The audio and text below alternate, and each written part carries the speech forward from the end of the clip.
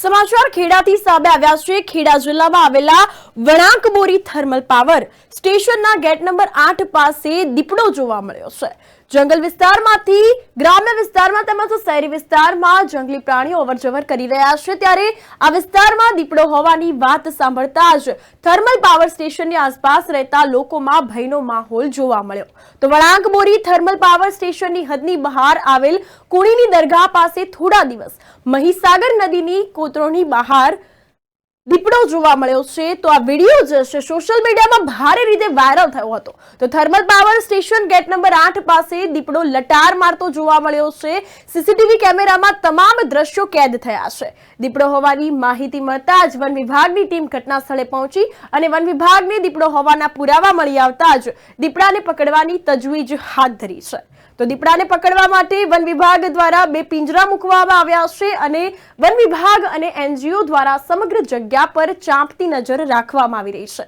Thermal power સ્ટેશનની આસપાસ રહેતા લોકોને ચીફ એન્જિનિયર અને વન વિભાગ દ્વારા સાવચેતીના ભાગરૂપે રાત્રિના સમયે કામ વગર બહાર નહીં નીકળવું તેવી પણ અપીલ કરવામાં આવી છે। તો હાલ તો અહીંના આસપાસના જે લોકો રહે છે તે આ દીપડો ક્યારે પાંજરે પુરાય તેની રાહ જોઈ રહ્યા છે। આ અંતર્ગત વન વિભાગ પણ હવે એક્શન મોડમાં આવી રહ્યું છે અને આ અંગે તપાસનો ધમધમાટ શરૂ કર્યો છે। દીપડો અહીંયા થર્મલ પાવર સ્ટેશનના સીસીટીવી કેમેરામાં જોવા મળ્યો હતો। તેમના અધિકારી દ્વારા જાણ કરવામાં આવી છે અમને।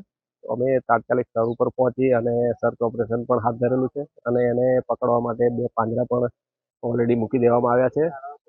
તેમ છતાં રાત્રે પણ શોધખોળ ચાલુ હતી। તેમ છતાં અત્યારે દિવસના પણ અંદર બીજા વોલેન્ટિયર્સ ને બધા સ્ટાફ સાથે અત્યારે સર્ચ ઓપરેશન ચાલુ છે કે ક્યાંય એના ફૂટેજ કોઈ મારણ કરેલું તેવું જોવા મળે છે કે નહીં, એ શોધખોળ હજી ચાલુ છે।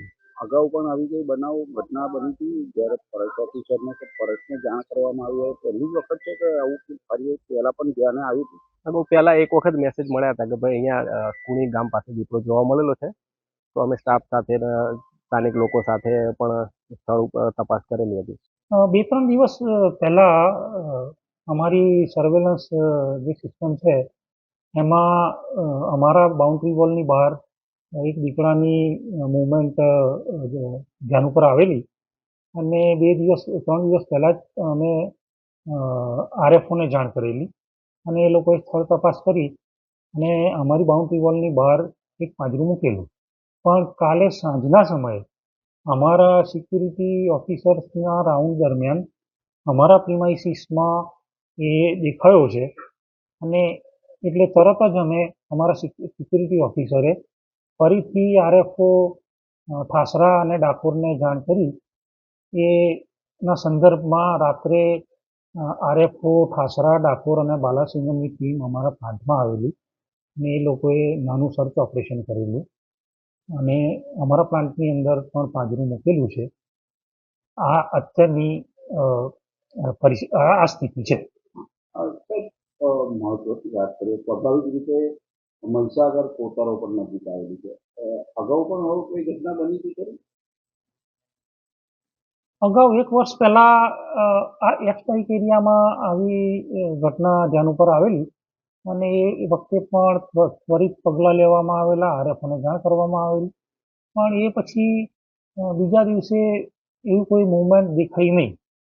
પણ આ વખતે છેલ્લા 2-3 દિવસથી એ આટલા જ એરિયામાં ફરતો હોય એવું પ્રતિપાદિત થાય છે।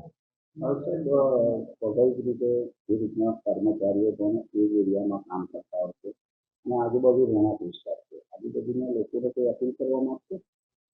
હું અમારા પ્લાન્ટ પ્રિમાઇસીસ અને કોલોનીમાં બધાને વિનંતી કરેલી છે કે બિનજરૂરી કોઈ ખાસ જરૂર ન હોય તો રાત્રે ઓછું નીકળવું અને પ્લાન્ટ પ્રિમાઇસીસમાં પણ બધાને કહ્યું છે કે બને ત્યાં સુધી એકલા મૂવમેન્ટ નહીં કરવી। બધાને અવગત તો કરાયેલા છે અને અમારા ફાયર અને સિક્યુરિટી સ્ટાફ છે એને પણ એલર્ટ ઉપર રાખેલા છે।